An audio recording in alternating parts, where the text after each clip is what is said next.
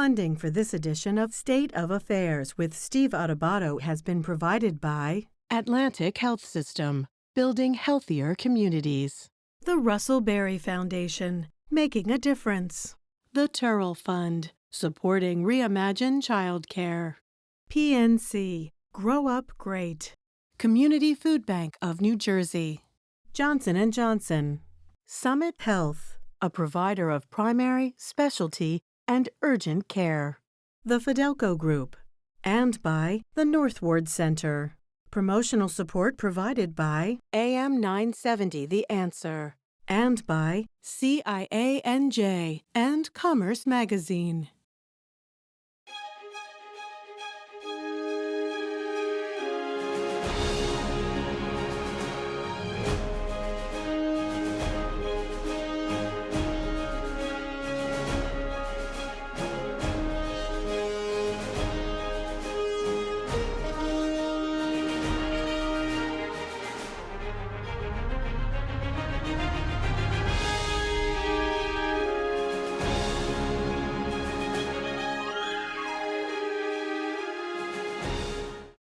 Steve Adubato here. You may know our series, Making a Difference. What do? We feature people who make a difference. We're honored to be joined by Lynn Regan, who is founder of CFC Loud and Clear Foundation and a winner of the Russ Berrie Award for Making a Difference. Lynn, good to see you.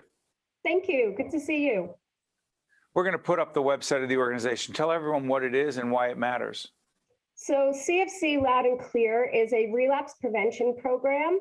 And what we do is we provide anybody that's struggling with addiction, we help them maintain, strengthen, and find their recovery. You know, a lot of people we've met through the Russ Berrie Awards, I've been honored over the years, 20 years, I believe at this point plus, to have hosted those events, to have met so many wonderful people who are making a difference. They provide the Making a Difference Awards. Let's make sure we put up the Russ Berrie website so people can nominate someone else as we do this. But one of the things that strikes me is that so many people form nonprofits to make a difference through some personal experience, some say tragedy in their lives. Talk about your son, Dan.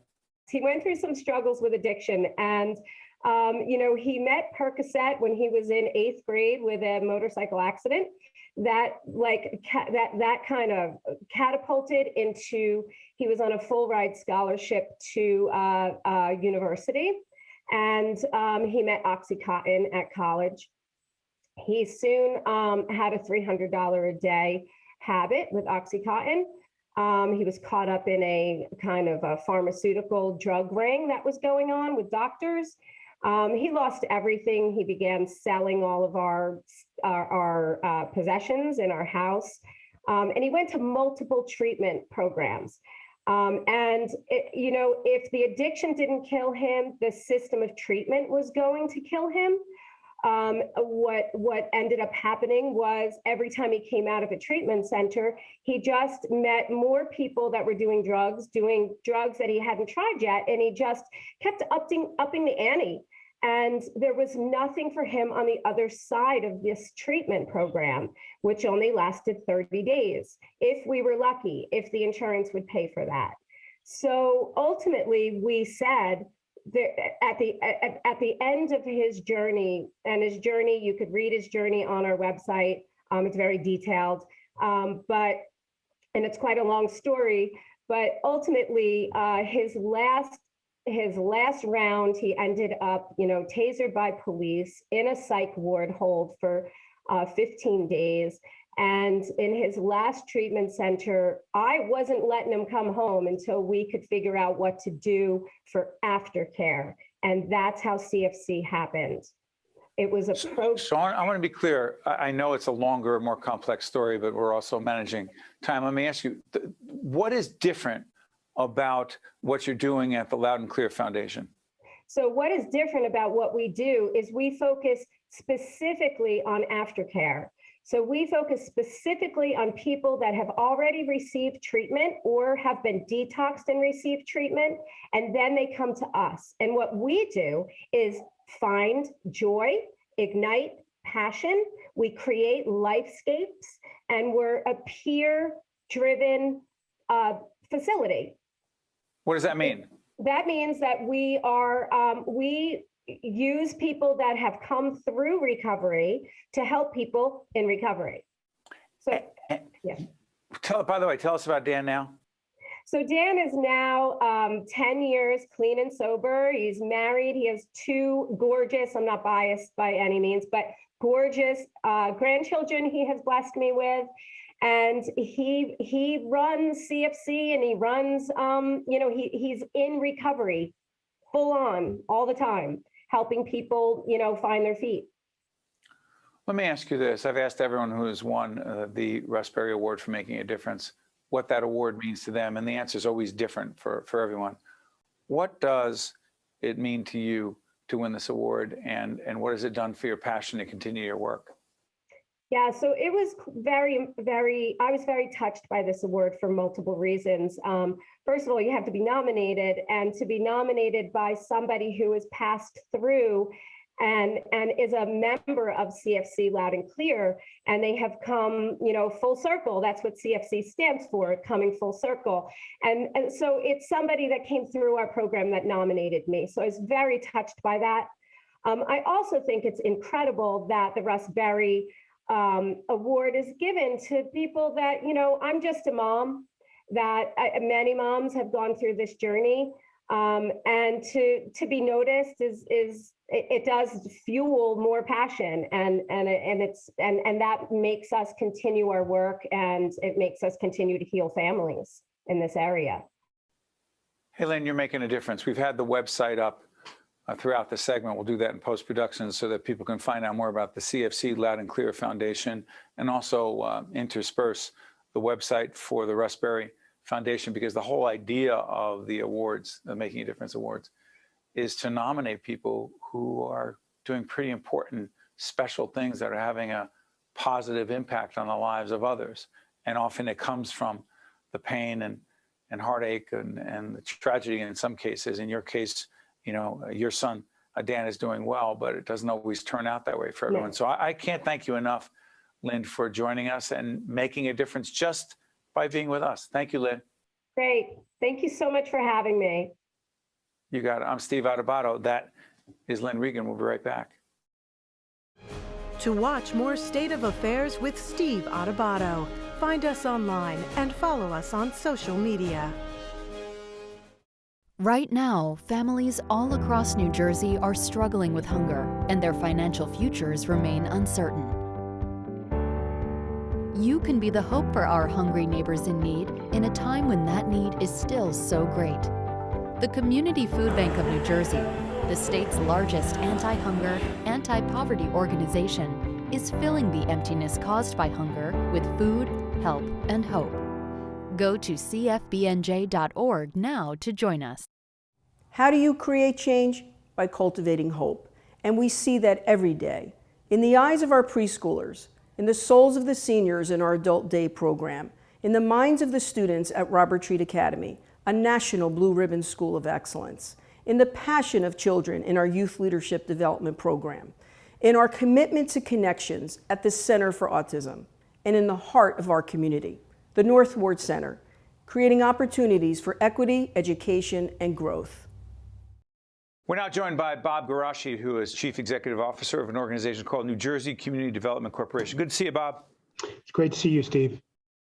I don't know how many years ago it was, but our mutual friend Vaughn McCoy took me on a tour through your organization in Paterson, based in Paterson, New Jersey. We'll put your website up. And I was blown away by the work that you and your colleagues are doing in so many fronts. But as we do this program, as we end 2021, describe the most important work that the corporation is doing and how it impacts the people of Paterson. Well, it's hard to pin it down to any one thing, Steve. We are a comprehensive community development and social service agency, and each day we serve 4,000 children and families. And so it could be our 900-student charter school. It could be our teen centers, our after-school programs. It could be the 100 individuals that we've taken off the street, moving them from homelessness to apartments of their own. Housing for people with developmental disabilities, homeless youth. So we do take this comprehensive approach, and I guess it would be like asking a parent to pick his or her favorite child. It's really just difficult to do. Talk about the Great Falls Promise neighborhood. What is it? The Great Falls Promise neighborhood is a area of about 90 blocks in Paterson, fanning out from the historic falls. And it's a very low-income neighborhood, and it's where we do most of our work. When I started this organization 27 years ago, I looked at the entire city of Paterson as our footprint. We decided, though, that by taking a more place-based approach, taking a page out of the book of the Harlem's Children's Zone, if you will, that we could have much greater impact if we focused on a particular neighborhood. And so that's what we've been doing for the last dozen years. Our key objective is to work with the 8,000 students who either live or go to school in our neighborhood, helping them with everything we can in the context of moving to college and career. Bob, we're part of an initiative that you know well. It's been 4 years now, Reimagine Childcare Initiative. Childcare is a big piece of what you and your colleagues do, early childhood learning. Talk about that, and what does it mean to, quote, reimagine childcare, particularly as we end 2021, going close to 2 years of facing COVID. What does it mean to reimagine childcare from your perspective? Sure. For us, I think reimagining childcare has to do with working with parents, first-time parents, even before they have their child. And so in that context, we've started— Is that what the Parent Academy is? Parent Academy, exactly. And through Parent Academy, we do work with expecting first-time parents so that they can understand what they'll face once the baby is born. And it covers topics that include everything from bonding to a baby's health, nutrition, developmental milestones, and the like. And it's really been so helpful to scores and scores of first-time parents here in Paterson who understand what it's going to be like and makes it that much easier once their child is born. Is that what Cradle to Career? It's interesting. Cradle to Career is one of the things you told our producers. Well, Cradle to Career is in fact the approach that we take, and you could even say pre-cradle, if you will, when I talk about right. Parent Academy.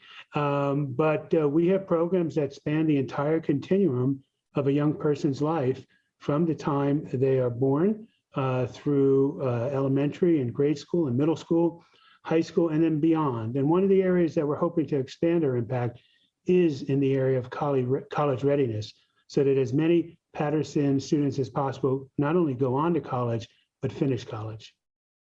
Hey, Bob, the Paterson Family Center, preschoolers, make the connection, but also the impact of COVID on those preschoolers.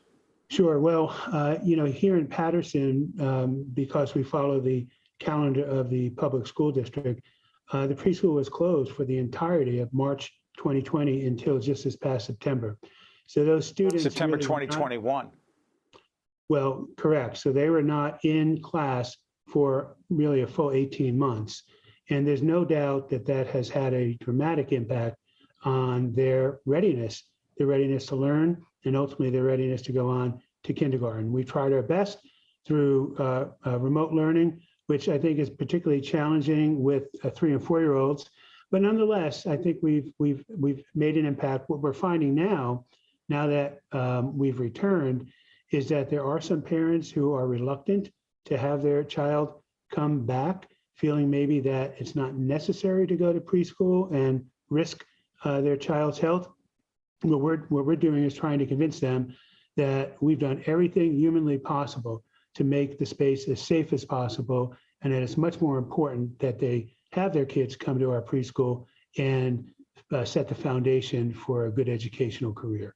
Before I let you go, Bob, I'm curious about this. It's not in the notes. It's not in anything I was going to be asking you, but you know about this. Paterson, if I'm not mistaken, has one of the highest vaccination rates in the nation. Yes. Right? Really high. In a community 85%. That's largely black and brown. Yes, what role, if any, has your organization played in that, and what is the lesson for the rest of the region, if you will, where we're broadcast, and for the nation? Please, Bob. The lesson really is one of leadership. Our mayor, Andre Saya, really has made this a prime objective of his time in office. tackling this crisis in a just incredible way. And he's enlisted not only our organization, but the entirety of the nonprofit community here in the city of Paterson to work with him to ensure that we could reach that milestone that we have of 85% of individuals being vaccinated. So it's about leadership on all levels. It's about a single-minded focus, and it's really about being as creative as possible and reaching people who might not otherwise want to get vaccinated. That's Bob Guarasci, founder and CEO of New Jersey Community Development Corporation. Bob, good to see you. Keep up the important work that you and your colleagues are doing in Paterson every day. Thanks, Bob. Thank you, Steve. It's good to see you, too. Same here. I'm Steve Adubato. We'll be right back. To see more State of Affairs with Steve Adubato programs, visit us online at stateofaffairsnj.org. If you would like to express an opinion, email us at info@caucusnj.org. Find us on Facebook at facebook.com/Steve Adubato PhD and follow us on Twitter at Steve Adubato. Right now, families all across New Jersey are struggling with hunger, and their financial futures remain uncertain. You can be the hope for our hungry neighbors in need in a time when that need is still so great. The Community Food Bank of New Jersey, the state's largest anti-hunger, anti-poverty organization, is filling the emptiness caused by hunger with food, help, and hope. Go to cfbnj.org now to join us. How do you create change? By cultivating hope. And we see that every day. In the eyes of our preschoolers, in the souls of the seniors in our Adult Day program, in the minds of the students at Robert Treat Academy, a national Blue Ribbon School of Excellence, in the passion of children in our Youth Leadership Development Program, in our commitment to connections at the Center for Autism, and in the heart of our community, the North Ward Center, creating opportunities for equity, education, and growth. All right, folks, listen, you don't have to be a movie buff to appreciate this segment, but the Many Saints of Newark, you know, the Sopranos movie, there are two people who look at it from a historical perspective, all the way from Rutgers University in Newark. We're joined by Mary Rizzo, Associate Professor of History, and Whitney Strub, Associate Professor in the History Department at Rutgers Newark. Hey, listen, I don't want to make this about a movie review. It doesn't matter whether I like the movie or not. What matters from a historical perspective is there's so much of that movie, not just about the mob at the time of the 60s in Newark, but the relationship between the African-American community and organized crime, La Cosa Nostra, led by Italian-Americans, Italian-American mob. What is so wrong, Mary, historically and inaccurate about this film? Well, you know, I think that it's even sort of less about whether the film is accurate or inaccurate, but what stories the film decides are important enough to tell. And so in trying to bring race relations or the topic of race relations in the 1960s and 1970s in Newark into this story about the white mafia, which is essentially what the movie is about, the film really doesn't have much to say that's really of interest, right? So that, you know, sort of racial conflict between the white mobsters and the black rising sort of criminal syndicate is just sort of depicted as this conflict between these individuals, right? That's just sort of about prejudice. When really, of course, when we look back at the history of that moment, this is a moment where Italian Americans and Black New Yorkers were battling over control of the city politically, culturally, and all of these ways. And the film really ignores that sort of larger, much more interesting, frankly, issue that was happening. And by the way, as a young child growing up in the city in the early 70s, I will tell you, and lived through the rebellion/riots of 1967, as a little kid, and I got to tell you something.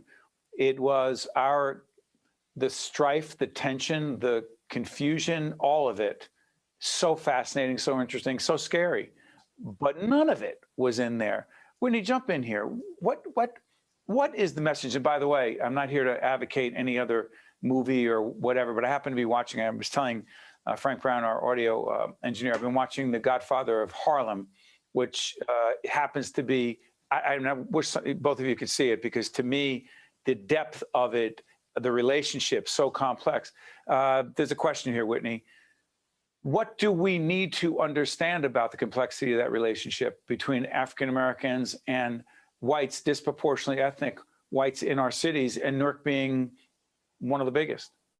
Yeah, sure. I mean, to my mind, it begins with the question of what can we really expect from a narrative Hollywood film, right? I mean, it's not a scholarly history treatise with footnotes, and it's not a documentary like Mary Lou Bongiorno's Revolution 67, right? Which has the luxury to approach this with a lot of nuance.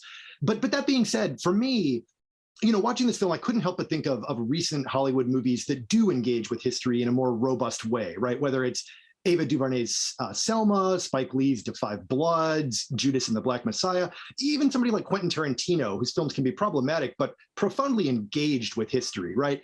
And watching The Many Saints of Newark, I'm basically left feeling like it was more in the tradition of a costume drama, more in the tradition of, Jerry Bruckheimer's Pearl Harbor or Forrest Gump, where history is just a series of set pieces, right? And ultimately, I think the political narrative that the film gives us is this individualized story, right? We get the Italian-American mafiosos and then one Black character, basically, Harold McBrayer, and his politics are that of sort of pull yourself up by the bootstrap, individualized, capitalist, upward mobility, which I think really misses what was going on in Newark at that point, which was a flourishing of a very community-oriented radical Black politics. Not just Amiri Baraka, he becomes a figurehead for this, but community organizing across ethnic lines, the Black and Puerto Rican Convention, and the election. That's right, 1970. In fact, let's move away from the movie for a second.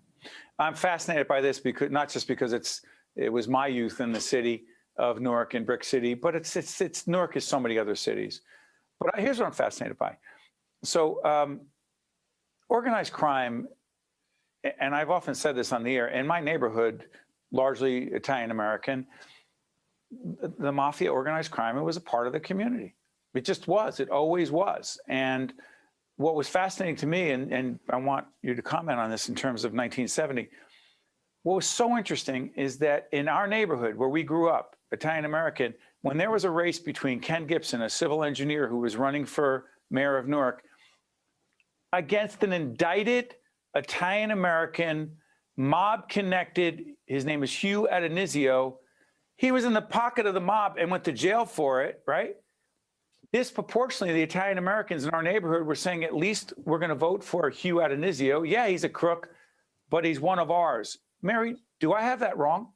No, I mean, you're absolutely right. And it's that sort of ethnic sort of communal identity that allowed Italian Americans, frankly, to become the political leaders of Newark. So when Italians began to emigrate to Newark and the rest of the United States in the early 1900s, they were in very small numbers. But as those numbers grew, they realized that there were a couple of sources of power, right? One was through the underground economy, right? Through the mafia. And another, of course, was through politics, often also as well as the police. So, they brought those together and had these tight ethnic, as you well know, ethnic neighborhoods, ethnic associations, communal groups that were sources of power, but only for that homogenous group. That's right. And by the way, the police department at the time, led by Dominic Spina, also connected to the mob, they were corrupt as well. And the African-American community suffered disproportionately, Whitney, under that leadership. Fair? And by the way, yeah, Ken Gibson, the first African-American mayor on the Eastern Seaboard, elected in 1970. Please, Whitney. Yeah, sure. I mean, we see some of that in the Many Saints of Newark, right? We see John Smith. Forget about the movie, but what do we need to know about it? I'm past the movie. What is, because disproportionately the Italian Americans in our neighborhood also moved to the suburbs after that. My family did not. My family stayed. They're still part of the city, if you will. But disproportionately, once Ken Gibson became mayor, the first Black mayor in the Eastern Seaboard city, they left. My people left. That happened across this country. Did it not happen that way, Whitney? Yeah, absolutely. I mean, that white backlash politics tied into a white flight that, extracted material resources from cities happened at the exact moment that Black power politics were on the rise. And so that's one of the bitter ironies of Newark history and U.S. urban history more broadly, right? That as soon as Black political power actually asserts itself, the bottom drops out, the tax base disintegrates, and then federal policy shifts away from the 1960s Great Society programs that funded cities. And basically, a mayor like Ken Gibson is left holding a pretty empty bag. So let me ask you this. Fast forward from 1970 to 2020, election 2021, 22, and beyond. When you see the Trump dynamics, right, and those who support Donald Trump, and I'm not going to generalize here, but a high percentage, a significant percentage of those people who I grew up with and their parents who we grew up in the same neighborhood, they're big Trump supporters. Can you connect that back to what we're talking about right now, Mary? Or Absolutely. Is that just my interpretation of things? No, absolutely. And, first off, I'll speak personally, right, because I'm Italian American as well. And I absolutely see the same dynamic in my family, right, where there are many of my relatives who are big Trump supporters. And I think part of that is about this mythology that Italian Americans and other white ethnic groups have really taken to be truth, which is that our families pulled ourselves up by our bootstraps, did everything on our own. And it's because we had these tight-knit communities and we worked hard that we were able to move to the suburbs. Of course. True, Mary. Absolutely. I'm not saying it's not. But at the same time, what we know, as well as as historians, what we know is that there were policies in place that supported white Americans as opposed to Black Americans. So that move to the suburbs, of course, was supported by huge federal investment in giving people cheap mortgages that were basically closed to Black people. Communities where banks would not give loans or mortgages to people who were African American to make sure the community stayed white. Absolutely. That history, I think, is becoming more well known, but it's really butting up against that mythology that we've all been taught to believe, which is that, our families, white Americans, have gotten where we are just solely from our hard work. And then therefore, if you believe that mythology, then when you see other people struggling, then it must be their fault. And there's a lot of resentment there. There's a lot of misplaced resentment. Go ahead, Whitney, I'll give you the last word there. I know I'm oversimplifying this and personalizing it, and because I just see so much of it around me right now. Go ahead. No, if you want to see the origins of Trumpism in Newark, just look to Anthony. How about Anthony Imperiale? Was he? It was Anthony Imperiale who happened to go back and read my father's nemesis at the time in the neighborhood. He was an avowed white supremacist, racist. That, to me, was the beginning of a lot of what we're seeing today. Yeah, if you look at quotes from Imperiale in the late 1960s, it sounds exactly like Donald Trump in 2016 or 2020. It's a sense of white grievance politics, framing people of color as a frightening other who's undeserving, and vigilante politics as well, carrying weapons around with this false sense of fear. And all of that, is something I think that makes a richer narrative than a gangster melodrama in this Many Saints of Newark. Hey, Whitney, Mary, I want to apologize for getting on my soapbox. It's too close to home for me. It's great. It's way too close to home. I want to thank both of you for joining us. We'll have you back to talk more about history from a whole range of perspectives. And we appreciate you and all of our friends from Rutgers Newark. All the best. Thank you so much. I'm Steve Adubato. That's the best we have at Rutgers Newark. We're good. See you next time. State of Affairs with Steve Adubato is a production of the CAUCUS Educational Corporation. Funding has been provided by Atlantic Health System, the Russell Berrie Foundation, the Turrell Fund, supporting Reimagine Childcare, PNC, Grow Up Great, Community Food Bank of New Jersey, Johnson & Johnson, Summit Health, the Fidelco Group, and by the Northward Center. Promotional support provided by AM 970 The Answer and by CIANJ and Commerce Magazine. Right now, families all across New Jersey are struggling with hunger, and their financial futures remain uncertain. You can be the hope for our hungry neighbors in need in a time when that need is still so great. The Community Food Bank of New Jersey, the state's largest anti-hunger, anti-poverty organization, is filling the emptiness caused by hunger with food, help, and hope. Go to cfbnj.org now to join us. How do you create change? By cultivating hope. And we see that every day. In the eyes of our preschoolers, in the souls of the seniors in our Adult Day program, in the minds of the students at Robert Treat Academy, a national Blue Ribbon School of Excellence, in the passion of children in our Youth Leadership Development Program, in our commitment to connections at the Center for Autism, and in the heart of our community, the North Ward Center, creating opportunities for equity, education, and growth.